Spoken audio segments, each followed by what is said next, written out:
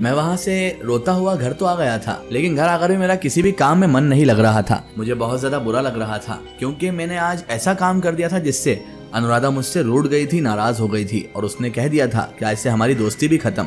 अब इस दोस्ती के बिना कैसे मैं कॉलेज जाता, कैसे वहाँ पर मेरा मन लगता, इसलिए मैं घर पर ही था। 3-4 दिन तक मैं कॉलेज नहीं गया और फिर 5वें दिन तो मेरी याद हद से ज्यादा बढ़ गई। मैंने सोच लिया था कि अनुराधा से जाकर माफी मांग लूंगा। शाम को मैं उसके हॉस्टल पहुंच गया और हॉस्टल जाकर मैं हॉस्टल के बाहर ही खड़ा हो गया।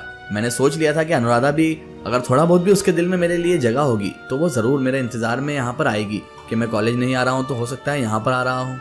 मैंने तो बस ठान ली थी कि जब तक अनुराधा नहीं दिखेगी तब तक अब यहाँ से हॉस्टल के बाहर से जाऊंगा ही नहीं। शाम के 5 बज रहे थे और वहाँ पर ढेर सारी लड़कियाँ अपने अपने काम से बाहर आ रही थी, लेकिन अनुराधा मुझे कहीं पर भी दिखाई नहीं दे रही थी। जैसे ही थोड़ी देर बाद मैंने नजरें ऊपर की तो मैं देखकर हैरान रह गया। अनुराधा ठीक मेरे सामने खड़ी थी और वो मुझे ही देख रही थी। उसके चेहरे पर लेकिन गुस्सा जरा सा भी नहीं था, उसका चेहरा भी मायूस था जैसा मेरा चेहरा था। मैंने उसे देखकर स्माइल दी तो वो भी मुस्कुराने लगी। नीचे खड़ा वॉचमैन मुझे बार बार घूरे जा रहा था। वॉचमैन घूरते घूरते मेरे पास आ गया, मुझसे कहने लगा, अबे भाई तू क्या पागल वागल तो नहीं है? कभी किस लड़की का पूछने आता जो यहाँ पर रहती नहीं और अब किसे देखकर मुस्कुरा रहा है?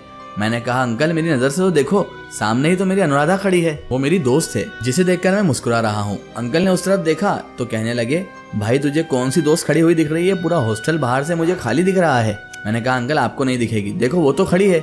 और जैसे ही मैंने अंकल को दिखाने के लिए उधर उनका चेहरा करवाया, इतने में अनुराधा वहां से गायब हो चुकी थी। मुझे समझ नहीं आया कि अनुराधा एकदम अंदर क्यों चले गई। फिर मुझे ध्यान आया कि मैं भी तो उसके हॉस्टल के वॉचमैन को उसे दिखा रहा था, तो गायब होना तो जाहिर सी बात थी। हॉस्टल का वॉचमैन मुझे कहने लगा, तू शायद पागल है, कोई भूत वूत तो नहीं लगा है तुझे जो तू ऐसी ऐसी चीजें देख रहा है जो हमको दिख नहीं रही है? पहली बात तो ये बेटा, यहाँ पर कोई अनुराधा नाम की लड़की नहीं रहती। दूसरी बात ये कि बालकनी में यहाँ की लड़कियां खड़ी नहीं होती जो तेरी अनुराधा खड़ी होगी। यहाँ पर बालकनी में खड़े रहना मना है। वो देख जरा, वहां पर कैमरे लगे हुए हैं और ये हॉस्टल की जो मालकिन है ना, वो कैमरे पर बहुत नजर रखती है। मैं अब हैरान था कि जब यहाँ पर बालकनी में खड़े होने का मसला ही नहीं है तो अनुराधा मुझे कैसे दिख रही थी। मुझे भी अब अनुराधा पर शक होने लगा था। समझ नहीं आ रहा था उसकी पुरस्कार बातों के पीछे क्या राज है और इस मुलाकात ना करने के पीछे भी क्या राज है।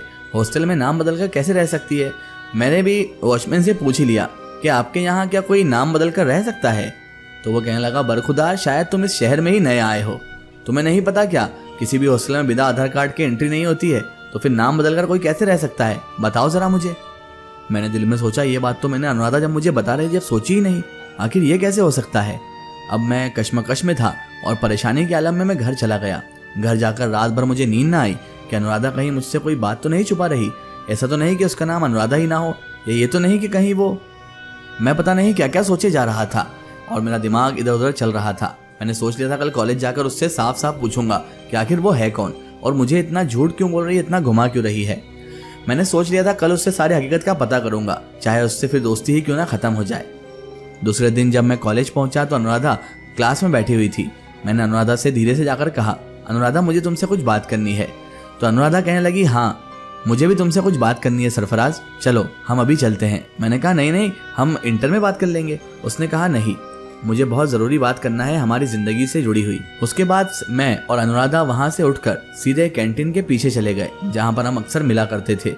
मैं वहां गया तो मैंने उससे कहा, देखो अनुराधा, मैं तुम्हारी कोई जासूसी नहीं कर रहा हूँ, लेकिन मुझे एक के बाद एक ऐसी हैरान कर देने वाली बातें मालूम पड़ रही है कि मुझे तुम पर शक हो रहा है। तुमने मुझसे क्या इतना झूठ बोला है कि तुम्हारा नाम अनुराधा भी नहीं है? वो अनुराधा नीचे मुड़ करके खड़ी हुई थी, कुछ भी नहीं बोल रही थी। मैंने उसके चेहरे को अपने हाथ से ऊपर किया और कहा, अनुराधा मुझे सब सच सच बता दो। मैं तुमसे कोई इस तरह की दोस्ती नहीं करता कि तुम्हारे बारे में कोई बात मालूम पड़ जाए तो मैं तुमसे दोस्ती छोड़कर चला जाऊंगा। कोई भी बात हो, चाहे जमाने का कोई जुर्म भी क्यों ना किया हो, मैं उसके साथ भी तुम्हें अपना दोस्त मानता हूँ। अनुराधा ने अपनी आंखों में आंसू लाकर ये साफ जाहिर कर दिया था कि उसने मुझसे कुछ छुपाया था, लेकिन क्या छुपाया था ये तो उससे ही सुनना था। मैंने अनुराधा को बहुत फोर्स किया, बहुत देर तक पूछता रहा, तब जाकर अनुराधा ने मुझे ऐसी सच्चाई बताई जिसने मुझे हैरान करके रख दिया। अनुराधा मुझसे कहने लगी, सरफराज मुझे माफ कर दो, मैंने तुमसे बहुत कुछ छुपाया है, एक इतना बड़ा राज तुमसे छुपा रखा है कि शायद तुमने कभी वो सोचा भी नहीं होगा। मैंने कहा, अनुराधा बताओ तो सही, क्या राज छुपा रखा है तुमने, और तुम हॉस्टल में रहती हो लेकिन किसी को मालूम भी नहीं है। अनुराधा कहने लगी, देखो सरफराज, इस सुनने के बाद चाहे तुम मुझे दोस्त मानो या ना मानो, लेकिन मैं तुम्हें हमेशा अपना एक अच्छा दोस्त मानती हूँ और दोस्त से भी कहीं बढ़कर मैं तुम्हें चाहती हूँ।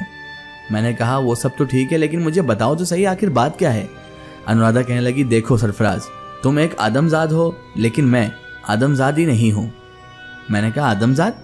ये किस तरह की बातें कर रही हो अनुराधा तुम? ये क्या तुमने उर्दू सीख ली है जो इतनी उर्दू झाड़ रही हो मेरे सामने? साफ साफ बताओ तुम कहना क्या चाहती हो।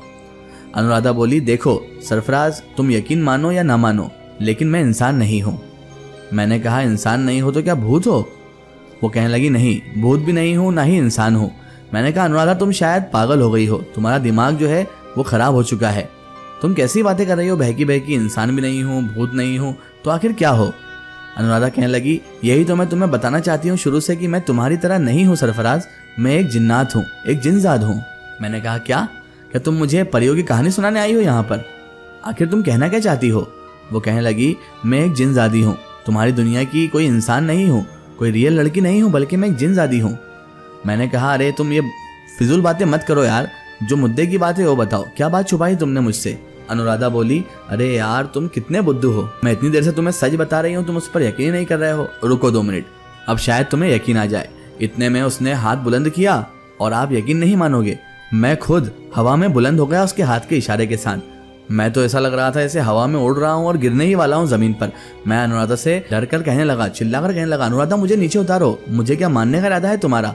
और मैं बहुत ज़्यादा घबरा भी गया था, क्योंकि हम जैसे इंसानों के लिए ऐसी चीज़ें बहुत ही ज़्यादा वियर्ड होती हैं, बहुत ज़्यादा हैरान कर देने वाली होती हैं, और मेरा तो हलक सूख गया था। अनुराधा ने मुझे हाथ के इशारे से नीचे उतार दिया। नीचे आकर मैं ज़मीन पर बैठ गया, क्योंकि मेरी ऊपर की सांस ऊपर और नीचे की सांस नीचे रह चुकी थी। समझ नहीं आ रहा था कि अनुराधा वाकई कोई जिनजादी है।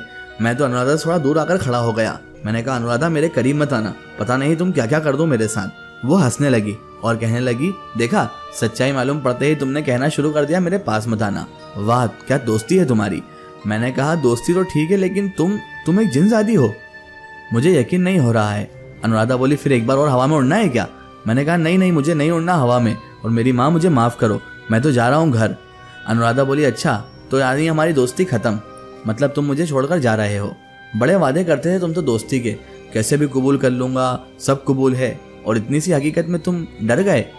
उसकी बातें मुझे दिल में उतर गई थी, और मैं तो वैसे उससे मोहब्बत करता था, लेकिन उसे कभी बताया नहीं था। मैंने कहा, अनुराधा मुझे तुमसे डर नहीं लग रहा, बस मुझे सोचने के लिए थोड़ा वक्त चाहिए, मुझे समझ नहीं आ रहा अभी तो कुछ भी।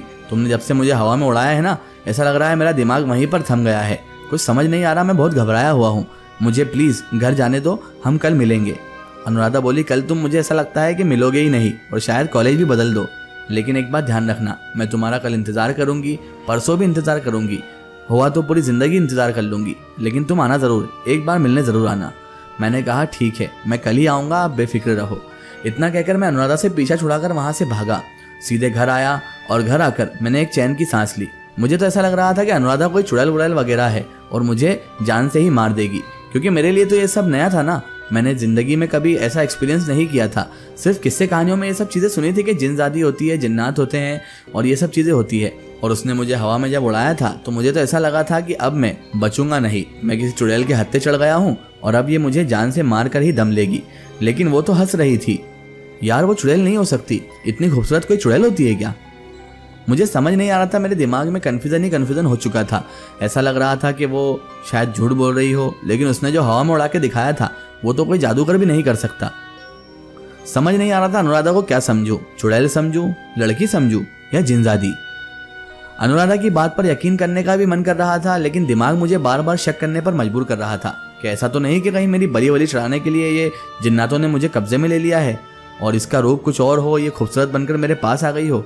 कहीं ये कोई डाकन तो नहीं है जो मुझे जान से मारना चाहती हो।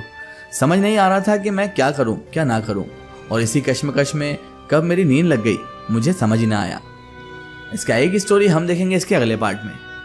अगर आप भी अपनी लाइफ की कोई रियल स्टोरी या कोई भी स्टोरी हमसे शेयर करवाना चाहते हैं ताकि हम उसे अपने चैनल पर अपलोड करें, तो आप हमारे Facebook page my story book और Instagram page my story book को फॉलो कर सकते हैं। Facebook Insta page my story book को फॉलो करें और उस पर हमसे जुड़ें।